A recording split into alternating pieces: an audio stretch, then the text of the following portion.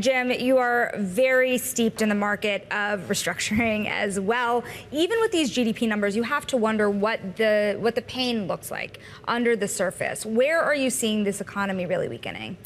Yeah, look, the economy, obviously, by these numbers, remains very strong. Growth is, continuing to tick along, as is employment. But, the Fed's interest rate policy is definitely having an impact in the corporate sector. Borrowing, think about corporate borrowing. It's usually done on a 5 to 7 year basis, right? You borrow for a 5 to 7 year term. So you had very low interest rates, ahead of the pandemic and actually during the year of the pandemic.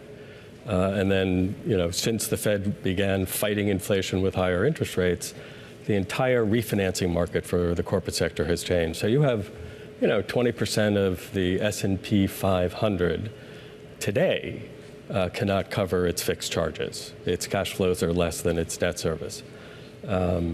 As those corporations now seek to refinance their debts in a much higher interest rate environment, we are seeing an uptick in restructuring activity. It's fascinating because people talk about this a lot when it comes to small and mid-sized firms, but this is true also for the S&P 500. Do you think investors are ignoring the risk, especially when you see how much money is floating right into risky bonds? No, I don't think investors are ignoring the risk. Some investors are saddled with the risk and are dealing with it. It's obviously the Magnificent Seven represent 25% of the total market capitalization of the publicly traded securities. I mean, it's a tale of two cities, right? You've got a very robust technology sector, but underneath that, in industrials and business services, the broader economy, there is this impact of interest rate policy is real. So let's switch gears here, because very quickly the conversation will turn even more strongly to that November election. What is Harris economics? What is the difference between Kamala Harris and Joe Biden, and how that feeds into policy into the markets? That campaign is just a couple of days old, so I think, we don't know what new initiatives the vice president may propose. But you have to assume it's going to be a continuation of the historic programs that President Biden achieved, on infrastructure, on climate change, it's been the most, he says this, and I think it's fair to say it's been one of the most remarkable presidencies in terms of shifting the direction of the economy in my lifetime. How much do you think that the steepener in the yield curve is a Trump trade? I don't know. Obviously the polls continue to show a slight lead for President Trump, or former President Trump, over the Democratic new candidate. But it's 100 days to the election. That's a lifetime in politics. So I don't know whether it's a Trump trade or whether it reflects, some greater concern with the federal budget and the federal debt. Interest expense is now the second largest category of spending for the federal government after Social Security. And when you look at the federal budget, the things that the Congress argues over, the so-called discretionary part of the budget, is a relatively small number. We spend $6 trillion a year. The discretionary budget is $1 trillion of that $6 trillion. Interest, Medicare, Medicaid, and Social Security, these are the so-called mandatory programs. That's what's driving, our deficits. And there's just no apparent appetite on either side of the aisle to deal with the mandatory part of the budget. That's the steepener may reflect the fact that there is no appetite to deal with a federal budget that is really out of balance. A lot of investors really do believe that both under a Democratic or a Republican administration, you still have that debt problem ahead. You don't have any reining in of spending. What would be different under a future President Trump if he were to win in November? Well, let's first talk about the reining in of spending, right? So as a result of the pandemic in 2020, the Congress of the United States, in their infinite wisdom, under former President Trump in his last year in office, basically created $4 trillion of new spending to deal with a real health care crisis in the United States. That spending those programs had 2 to 3 year terms.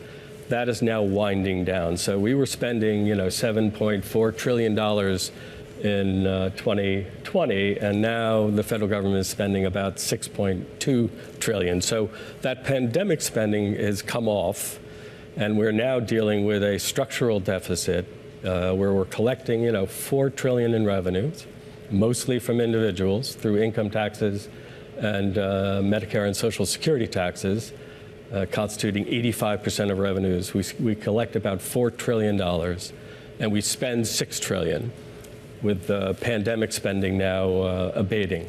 And that structural deficit of $2 trillion, I think that's what's behind the steepening of the curve. Well, what's fascinating, too, is even if you had President Trump or former President Trump win the office again, would he be able to really extend those tax cuts once they expire? There's a lot of skepticism that could happen. The federal government needs revenue. You've heard a number of Republicans now say revenue's got to be on the table because they're just, unless you really want to take a hatchet to Medicare and Social Security, there's not a lot left in the discretionary budget to play with.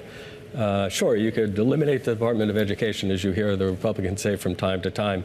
It's a drop in the bucket. It's not going to really make a big difference. It may have political currency, but in terms of changing the trajectory of the federal government's deficits, it's not a big item. I want to take a quick check here at two stocks we're keeping an eye on today. That is Mr. Cooper buying the flagship mortgage operations here of New York Community Bank. You have Mr. Cooper shares now up more than 9%, but New York Community Bank still plunging really more than 6%, almost 7% on the day. Of course, worries about credit quality at the firm, but at the same time, selling off a subsidiary dealing with residential mortgage servicing.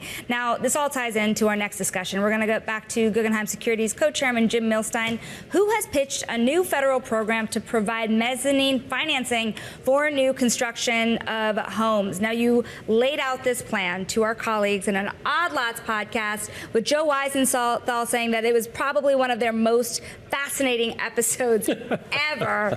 How do you plan to really restart this housing economy at a time where many people believe we're in a pretty serious affordability crisis? I think we are in a serious affordability crisis. We have, depending upon which economist you talk to, somewhere between a 3 and 5 million shortfall of supply of housing units against the demand that's there. So when these markets are out of balance, when any market is out of balance between supply and demand, you get price appreciation.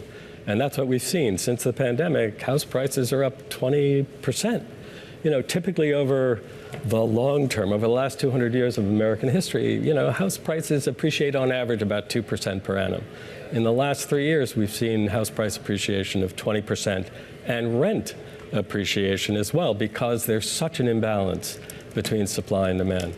And so, it depends on markets. Austin, because of the move of various people during the pandemic to Austin had a surge of multifamily housing development, and now rents are softening because the market is coming into better balance. But that's not true in many parts of the country, both rural and urban markets, because of this just enormous shortfall in housing availability. What you're pitching is sort of a capitalist dream in the sense that it is sort of a public-private partnership of sorts. How do you, though, encourage builders to get into the places that matter? We had this amazing story on the Bloomberg terminal yesterday about how the real estate market is broken for everyone except the ultra-rich. Affordable housing, houses for everyone who lives in a suburb outside of a city in particular. How do you encourage people to build in those areas? Well, you got to break the imbalance between supply and demand, because if you have excess supply, it'll affect housing costs in all segments, both affordable, middle, and high end. As middle income people move into higher income houses as their income increases, that creates availability. Hopefully. It creates availability. So my idea, and I'm not unique in this, there are a number of people who think this is a needed federal program, is to provide concessionary mezzanine financing. Typically, construction is done 60-40, 60% senior debt, 40% equity. The idea here is to have the government step in and provide a mezzanine layer of 20%, allowing the equity to be slightly more levered. Through Fannie Freddie. Well, it could be done, if Congress stepped into the breach, they could create a new financing bank, or they could authorize the Treasury Department's federal financing bank to do this kind of lending. It could be done by Fannie today. It could be reauthorized by Congress to have them do it across the board. Well, this brings up another question. A large mortgage, bond hedge fund sent out a letter to investors pretty recently saying that they believe the Fannie Freddie structures might change under a future Trump administration. Yeah. How do you think that works? Well, look, we began the financial crisis with Fannie and Freddie in terms of the government's intervention on September 8th, 2008.